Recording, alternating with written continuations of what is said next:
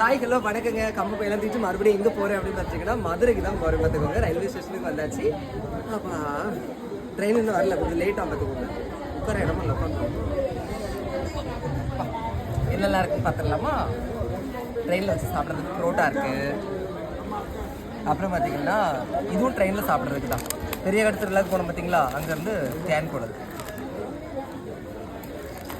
யாருக்கு தெரியுமா, சாரி என்ன விஷயமா தெரியுமா போகிறேன், நம்ம பரமேஸ்வர் இருக்காங்கல்ல, கரகாட்டக்காரன்னு சொல்கிறேன் பாருங்க, கரகாட்டெல்லாம் ஆடுவாங்க இல்லையா பரமேஸ்வரி, அவங்க என்னோடய ஃப்ரெண்டு தான். அவங்க வீடு பால் காய்ப்பு பார்த்துக்கிடுங்க நாளைக்கு. அதுக்கப்புறம் பார்த்தீங்கன்னா ஃப்ளாஸ்கில் தேயிலை காப்பி. அப்புறம் பாருங்கள் திருவிழா கடையில் வாங்கினா பனங்கிழங்கு, அப்புறம் வாட்டர் பாட்டில் எல்லாம் உள்ள வச்சிடலாமா?